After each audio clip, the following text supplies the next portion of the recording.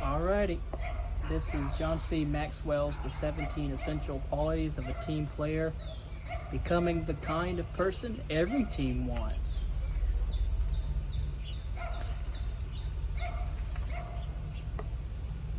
Grow the players you already have into champions, or go out and recruit championship caliber people. Developing begins with you.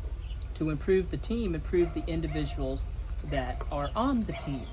Improve yourself, and that will add value to your team. You can effectively teach only what you consistently model, and so model the behavior that you expect, regardless of their level of talent. Display 17 qualities to help your teammates do the same, and the whole team will excel. The qualities we will be discussing will be the following: adaptable, collaborative, committed, communicative, competent, dependable, disciplined, enlarging, enthusiastic, intentional, mission conscious, prepared, relational, self-improving, selfless, solution-oriented, and tenacious. First, we will start with adaptable. If you won't change for the team may change you.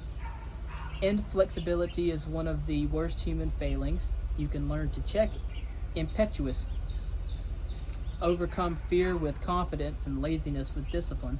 But for rigidity of mind, there is no antidote. It carries the seeds of its own destruction.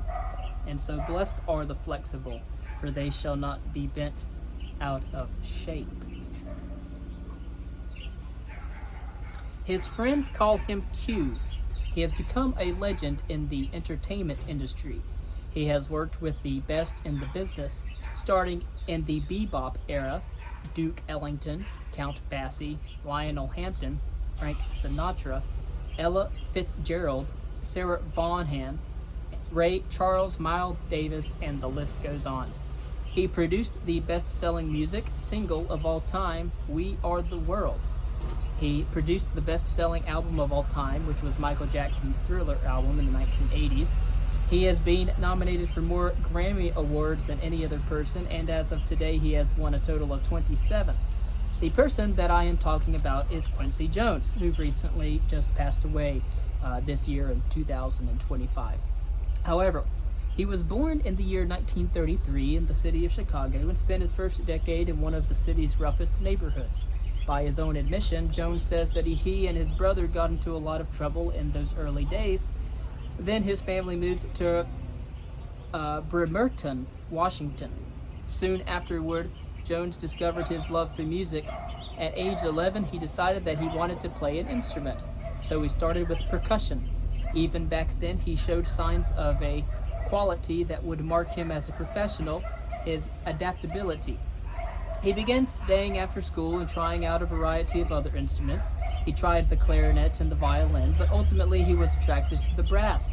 So he tried out all the brass instruments: baritone, French horn, sousaphone, and trombone. Finally, he landed on the trumpet, and he excelled. By age 14, he had his first paying job as a musician. As a teenager, he became friends with Ray Charles, who is just a few years older than he. Jones began to compose music and to learn how to do arrangements. And when the best bands and singers came through Seattle, he either went to hear them play or played with them. At age 18, he was on the road touring with Lionel Hampton. Jones has always displayed a strong hunger to learn, which he calls an obsessive curiosity and an amazing adaptability. Through the years, he has easily transitioned from musician to arranger to band leader. In the 1950s, he worked with many of the greatest jazz performers. In 1957, when he thought he could use more education, he moved to Paris in France and studied under Nadia Boulanger, who had tutored Aaron Copland and Leonard Bernstein. At that time, Jones took a position with Mercury Records to make ends meet. That's where he learned the business side of the music industry. He was so good at it that in 1964, the company made him a vice president. He was the first African American to hold an executive position at a major record company. It was also in the 60s that Jones decided to tackle a new challenge altogether, which was scoring movies. He has gone on to write music scores for more than 30 movies and numerous television programs. Throughout his career, Jones has worked with the best singers and musicians in the world, and because he spent so much time in the jazz community when he worked with Michael Jackson in 1982, some of his colleagues accused him of selling out. Jones thought that was ridiculous. As he explained, quote, "When I was 12 to 13 years old, we played everything. Strip music, rhythm and blues. We played pop music, polkas and Sousa. We played every club in town, black, white, tennis clubs. So I've always had a range of styles to draw from. Working with Michael Jackson or Frank Sinatra has never been a stretch. Bebop was one thing I was deeply involved with musically.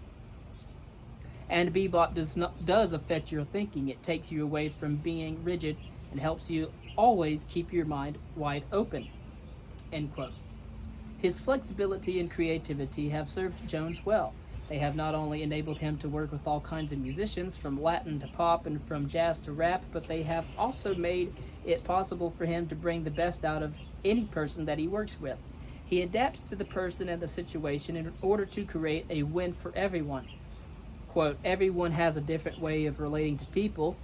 I take everybody one-on-one, and I'm happy I do because I've had some great relationships that transcend show business." End quote. Jones himself has transcended professionally. He has used his adaptability to branch out into other industries. He broke into filmmaking when he co-produced The Color Purple. Then he took on television, producing several hit shows, including The Fresh Prince of Bel-Air. Jones had and several partners launched Quest Broadcasting, and he is also the founder and chairman of Vibe magazine. To Jones, being able to adjust or stretch himself is not a big thing. It's just who he is. Currently, he's working on writing a Broadway show based on the life of Sammy Davis Jr. He says it makes him feel like he's 15 years old. Jones has never been afraid of a new idea, a new team, a new industry. Challenges have been no problem to him because he is so incredibly adaptable. Teamwork and personal rigidity just do not mix. Teamwork and personal rigidity just do not mix. If you want to work well with others and be a good team player, you have to be willing to adapt yourself to your team. Harvard Business School professor Rosabeth Moss Kanter observed, quote, "The individuals who will succeed and flourish will also be masters of change, adept at reorienting their own and others' activities in untried directions to bring about higher levels of achievement." End quote. Team players who exhibit adaptability have certain characteristics. Adaptable people are teachable. Firstly and foremost, Diana Nyad said, quote, "I am willing to put myself through anything. Temporary pain or discomfort means nothing to me. As long as I can see that the experience will take me to a new level, I am interested in the unknown, and the only path to the unknown is through breaking barriers." End quote. Adaptable people always place a high priority on breaking new ground. They are highly teachable. First and foremost, look at Quincy Jones and you see someone who is always learning. His belief is that if a person works hard and becomes highly skilled in one area, he can transfer that ability to new endeavors. That approach can work for anyone who is teachable. On the other hand, unteachable people have a very difficult time with change, and as a result, they never adapt well. Secondly, emotionally secure. First is teachable, second is emotionally secure. Another characteristic of adaptable people is security. People who are not emotionally secure almost see everything as a challenge or a threat. They meet with rigidity or suspicion, the addition of another talented person to the team, an alteration in their position or title, or a change in the way that things are done. But secure people are not made nervous by change itself. They evaluate a new situation or a change in their responsibilities based on its merit. Quincy Jones once said that a person's age can be determined by the degree of pain that he experiences when he comes in contact with a new idea. Another characteristic of adaptable people is to be creative. Creativity is another quality that you find in adaptable people. When difficult times come, they find a way. Quincy Jones remarked, quote, "There's an expression that says a person's age can be determined by the degree of pain that he experiences when he comes in contact with a new idea. Somebody might say, let's try this new way. You can actually see the pain. These people will grab their heads. God. It physically hurts to think of doing something different. The ones who don't react with fear are the really creative people. Let's try it, they'll say. Let's go there even if we blow it." Creativity fosters adaptability. And then fourthly, service-minded. People who are focused on themselves are less likely to make changes for the team than people who are focused on serving others. Educator and college president Horace Mann stated, quote, "Doing nothing for others is the undoing of oneself," end quote. If your goal is to serve the team, adapting to accomplish that goal is not difficult. A reflection. How are you when it comes to adaptability? If improving the team requires you to change the way that you do things or how you react or how you live, are you supportive, or would you rather do things the way they've always been done before? If someone with greater talent in your current area joins the team, would you be willing to take on a different role? Or if a key player in another area is having a problem, are you willing to change positions to help out? The first key to being a team player is being willing to adapt yourself to the team, not an expectation that the team will adapt to you. Bringing it home, to become more adaptable, firstly, get into the habit of learning. For many years, I carried a 3x5 card in my pocket. Every day when I learned something new, I would write it down on the card. By the end of the day, I would try to share that idea with a friend or a colleague and then file that idea for future use. And then it got me in the habit of looking for things to learn. Try it for a week and see what happens. Second, reevaluate your role. Spend time looking at your current role on your team. Then try to discover whether there is another role you could fulfill as well or better than you do your current one. That process may prompt you to make a transition, but even if it does not, the mental exercise will increase your flexibility and therefore help you to become more adaptable. Third, think outside the lines. Let's face it, many people are not adaptable because they get into negative ruts. If you tend to be prone to ruts, then write down this phrase and keep it where you can see it every day. Quote, "Not why it cannot be done, but how it can be done." Look for unconventional solutions every time that you meet a challenge. You will be surprised by how creative you can become if you continually strive to do so. And so, to become more adaptable, get into the habit of learning, reevaluate your role, and think outside the lines. The daily takeaway: one of the greatest generals in military history was Napoleon Bonaparte. Made a full general at the age of 26, he utilized shrewd strategy, bold cunning, and lightning speed to his advantage in order to win many victories. The Duke of Wellington, one of the general's most formidable enemies, said, quote, "I consider Napoleon's presence in the field to equal 40,000 men in the balance." End quote.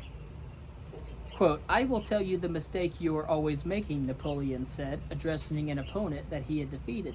"You draw up your plans the day before battle, when you do not yet know your adversary's movements." Napoleon recognized in his losing opponent a weakness that he himself did not have: lack of adaptability. If you are willing to change and to adapt for the sake of your team, you always have a chance to win.